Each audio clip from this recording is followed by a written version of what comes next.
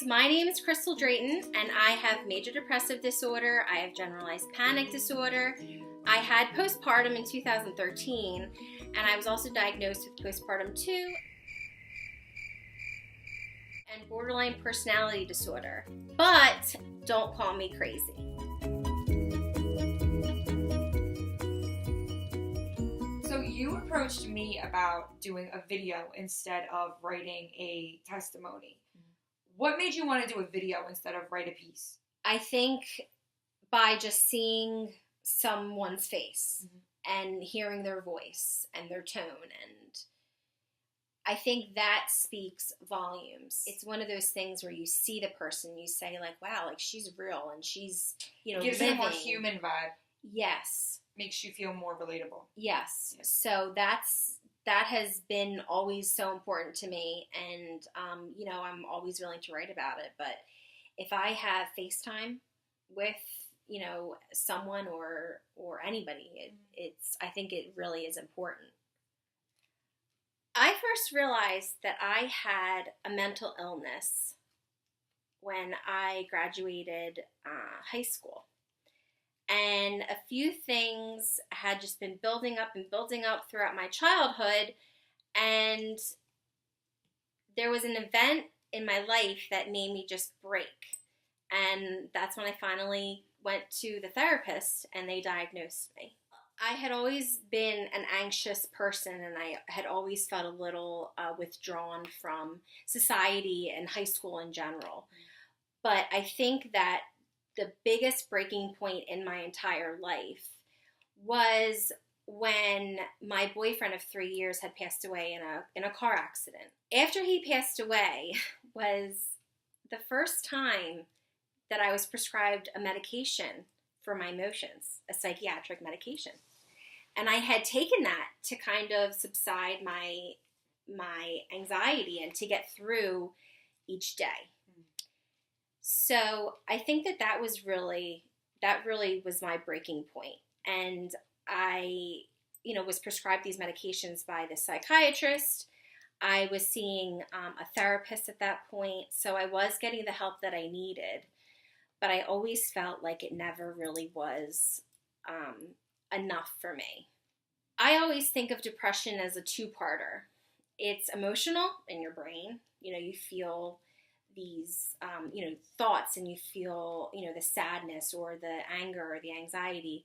But then you also feel this physical. I feel like sometimes it's too much for your brain to handle, and then your body just takes over, and you have backaches and migraines, and you have like nausea like no one would ever believe, diarrhea.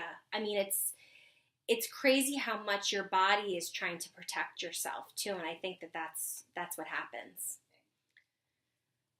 When I first started seeking treatment for my grief after the car accident, and the PTSD that followed along with it, as well as the depression, I was extremely embarrassed. I mean, I would get out of the car and look around me to make sure that no one saw me going into the building.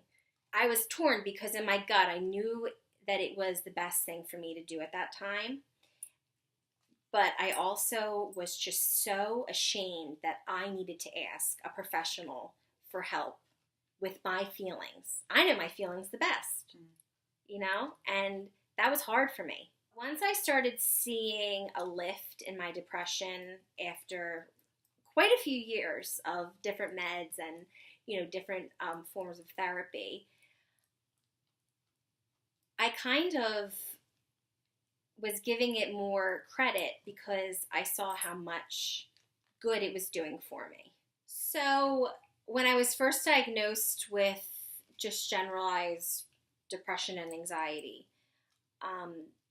the therapist that I was seeing was a cognitive behavioral therapist, and she helped me with different ways that I could, use deep breathing when I felt my heart racing because I was anxious, how to journal, and how that different outlets, arts and crafts and walking are really good like exercises for you to do when you're feeling good or bad. to kind of prevent or to ward away. The cognitive behavioral therapy I went for, I feel like, for too long. I feel like I was kind of stuck.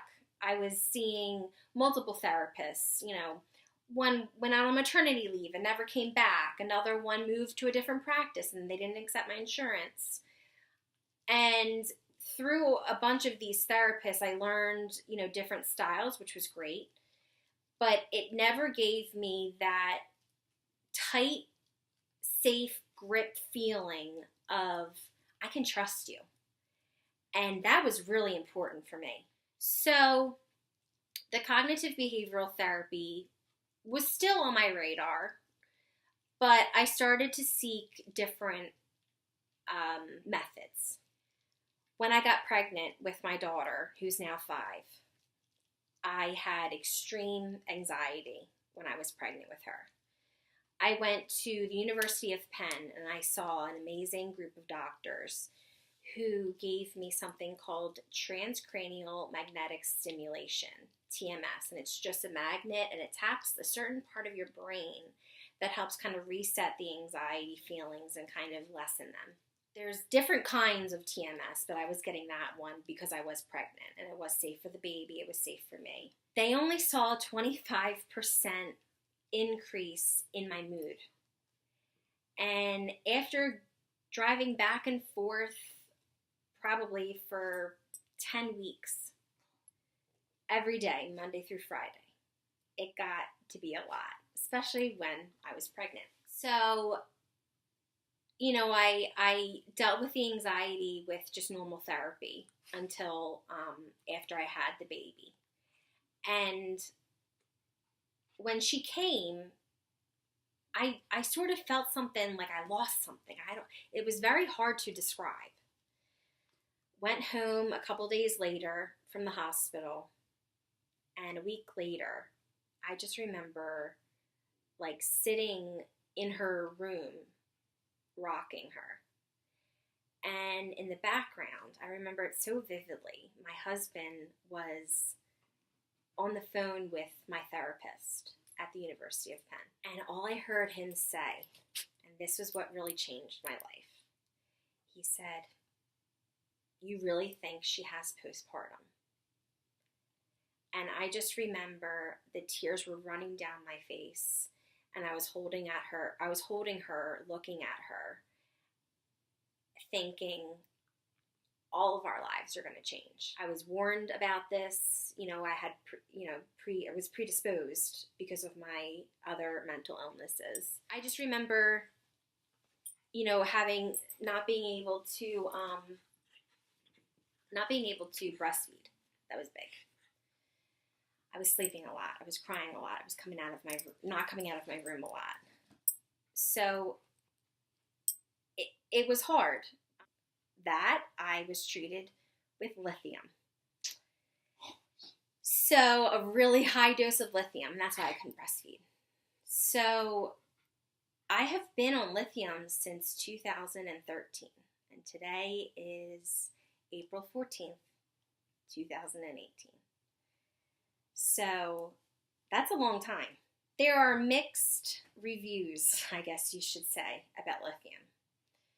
Me, I have terrible acne on my back, on my chest, obviously on my face. All of these drugs and all of these medications are supposed to help you. Yes. And, I'm thankful that I have them. But you wonder what it does to your body because it's going through your liver, it's going through your blood, it's going through your brain, and it's going through your kidneys. It's all detoxing whatever it doesn't need and whatever, it's used up. So I always ask the doctor, can you please just check my kidneys and my liver? Because that's what I'm most, concerned about. That was what happened after I had Genevieve. And I feel as though I never really recovered from the postpartum because I still have the thoughts that come along with postpartum. For me, it was, I just wanted to get rid of her. And, they're all irrational, and that's what happens when you have postpartum. There was a period of time where I tried something new. and something very drastic that I would never have tried before. My therapist at the time, who I have actually been with for over 5 years, went to a ketamine conference, and he said that I would be eligible. So I researched it a little bit, and I went on Facebook, and I spoke about it freely. I'm not embarrassed about it. I have a mental illness, and this is who I am.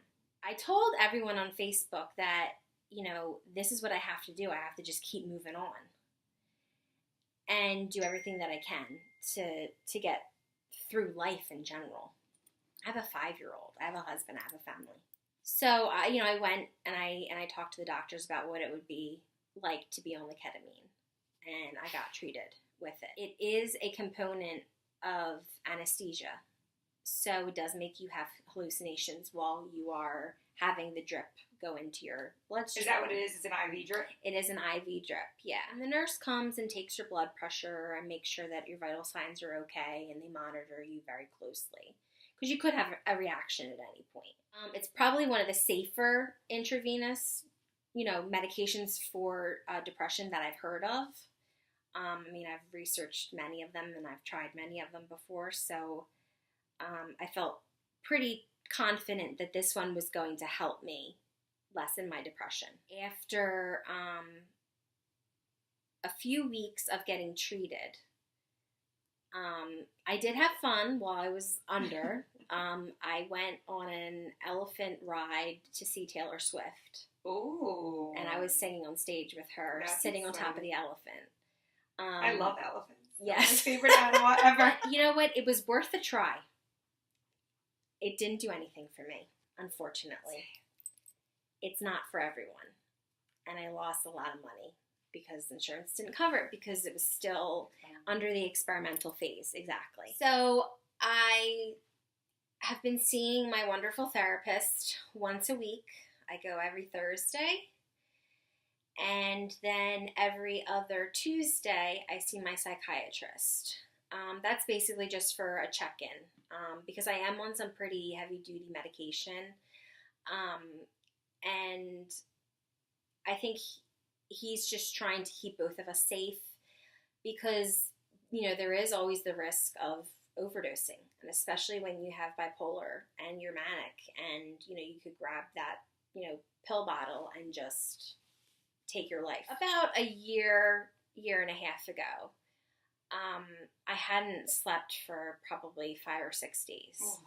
And I was just up doing laundry and cleaning and, prepping meals, and just, when I'm manic, I just want to get, all of this stuff done. All of the, the chores. And that's what manic looks like for me. And I remember having a disagreement with my husband, and it was over something just so stupid.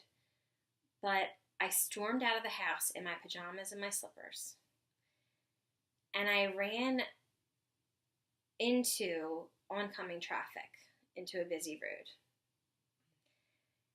And I was standing there just crying, just waiting for a bus or a truck to come so that I could just jump right in front of it. And I only remember parts of it, but I remember doing that. And I am forever grateful for the cop that was at the stop sign directly across the street, who stopped traffic in both lanes so that I was safe. I got the help that I needed. I was hospitalized for the umpteenth time. And as much as I hate the hospital, it was the place that I needed to be. So, I did my time. I went to my groups, and I got out of there, and I came home, and I just hugged my family, because it was a big wake up call that at that point, I wasn't taking as much care of myself as I should have been at that time. I am on a lot of medication right now, and I am slowly coming off of it, titrating down. And I've been doing this for years now, And my body is literally just addicted to what the pharmaceutical companies are giving me. Mm-hmm. And my psychiatrist only knows how to prescribe medication. He's not that great about coming off of them. So if anyone out there knows of a psychiatrist who's really good at coming off of medication, please let me know. The reason that I want to come off of some of my medications, or at least some, like all of them, for a short amount of time, is there are numerous studies and clinical trials that I am so eager to try. I don't have anything else to lose. I really don't. So with all of the treating that you've done, and you've been through a lot of treating and a lot of medications, you are still open to trying new things. Yes. That says a lot about your character as a person and a mother. And because I don't know, I think if it was me and I would probably feel so exhausted from the fight. And you just keep going. And but that's so admirable. What else do I have? Sit around the house? Right. Or try, even if they're experimental. Right. So as far as my husband and my daughter go, my daughter keeps me going. She is the reason that I'm still here today. If I were single or I didn't have any children, it would be a lot harder because I wouldn't really have a concrete reason to live and to just keep moving forward and to get better. My husband is my rock. He's everything to me. He will do anything and everything for me to keep me healthy, happy, safe. And he is probably my number one cheerleader. He himself does a lot of, goes to a lot of meetings for mental health awareness for family members. And I think that kind of gives him a good, how do I want to say it? A good way to talk to other family members and say, like, well, that happened to me just last week too. Or, how's your wife doing? How's your sister doing? How's this and that? And gives him an outlet. Yes, it does. He does that with NAMI, and it's called Family to Family. And if you just go on their website, they have a lot of different groups and classes and things like that. I think that it helps him to understand what I'm going through. It helps him to see that I'm not the only one who acts the way that I do sometimes when I get, depressed or anxious or, if I'm manic. He gets a lot of tips on how to help me when I am. My parents went to a class through NAMI as well, just on understanding more and how to help and what to say and what not to say. I mean, I know there were a few times, my mom would say oh, well, you look fine. You have, your makeup on, you're wearing a dress and you have your earrings in and on the inside your nails done. And I'm like, no, I feel like I'm going to die because I am so anxious and I need to go lie down.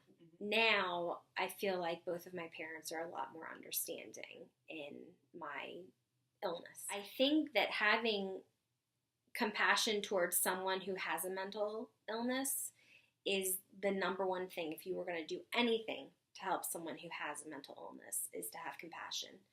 Because you don't know what they're thinking. You don't know what their day was like yesterday. At any point in time. Or now. Right. In this second. Right. So that is how my family is. As far as friends, I have probably 2 close friends that I call my best friends. And they are always there for me whenever I need them. And they understand, when I say I'm going to have to cancel plans tonight.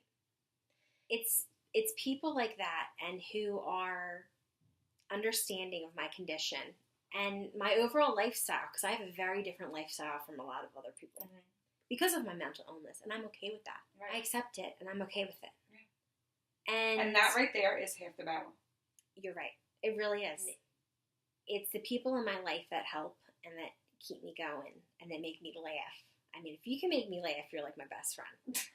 Okay. So I am so pro, advocating for mental illness. And I am always going to be that person that I hope somebody comes to and says, hey, my friend, this is their symptoms, and, what do they do? Or, my mom's been, acting a little weird. She's been sleeping a little more. I don't really know what to do. I can't tell you how many people have come to me on Facebook after I did my video before I did ketamine and said, I'm going through the same thing. I'm depressed. I didn't have a really good time after I had my baby. My brother is going through a really hard time. I think being open about it is really important. I also think being very honest about it is really important. And for those who know someone who, may be looking, who may be acting like they have a mental illness, or, they have said, I'm depressed and, I don't know what to do, and they don't have a doctor. Definitely, it is worth it to your life, to your family, to your friends to get help. There's help out there. There's people that want to help you. There are, your friends that want to help you. I would do anything for anybody just to take a little bit of the pain away. Same. And I want to thank you for doing this project, because, as little or big as this becomes, it's something. It's one step in the right direction. Education could lead to, prevention, or even lessening the amount of people who are suffering without getting help. People who aren't educated in what a mental illness exactly is and what happens would call people crazy. They would call them insane. They would call them stupid, or, degrade them. I always relate it to someone who has diabetes. If, someone needs more insulin or needs less insulin, it's just like the neurotransmitters. Do they need more serotonin or less serotonin? Mm-hmm. So it's the same exact thing. Yeah. That's science, and that's like cold, hard facts. Right. So what is the problem in society? Judgment and the lack of understanding. Thank you. I think that when you have a mental illness, to other people, it's a little bit harder to detect. It's a little bit harder to know because it's easy to hide. It's also harder for people to get help because they could be in denial. They could, be nervous about getting treatment. The stigma that's around it is just like blaring through the skies. It is just, it's unbelievable. I just started seeing a new hairdresser, and she doesn't know me at all. I just met her. And we got to talking about how her mom works at a mental hospital. And, I asked her which one, and I said, oh, that's interesting. And she was like, yeah, she works there with all the other crazies. Literally, this is my hairdresser, the person that is going to cut and highlight my hair and take care of my hair, my appearance. Yeah. I said to her, you know what? I'm actually one of those crazies. I have been there. I have been to that exact hospital. I might even know who your mother is. I kind of gave her just a very light glimpse of what had happened in my life, and, why I was seeking treatment and why I was on medication. And I think now so many more people are seeking treatment because they're saying that it's okay. Yeah. That is what I'm doing here. I am saying it is okay to have a mental illness because you can get help for it. You can keep working. There are so many options out there now. And God knows what's going to happen in the future. It's just going to hopefully get better. My life goal, I feel, is just to lessen that stigma. I'm not asking for it to go away, because there are people out there who just don't understand, and that's their problem. Mm-hmm. It's not mine, it's not yours. Right. But I'm proud to say that I was sitting in her chair and I got the chance to say, hey, I'm here, and you didn't even know it. Right. When I think back on everything that has happened in my life, good or bad, I always try to remember that I never stopped trying, that I never, gave up. And I think that that is what keeps me strong and keeps me going and says, you know what, I'm not going to give up this fight, because at the end of the tunnel, I'm going to come out of this strong as curse words. So, when I sit down and I think, oh my gosh, like this all happened to me, and, or I'll write it all down and I'll just look at it. I'll say, oh my gosh, like this is a ton. This is a load. But you did it. I did. But you're still going. And I'm still going, and I'm You're not going to like stop. Thomas the Tank Engine.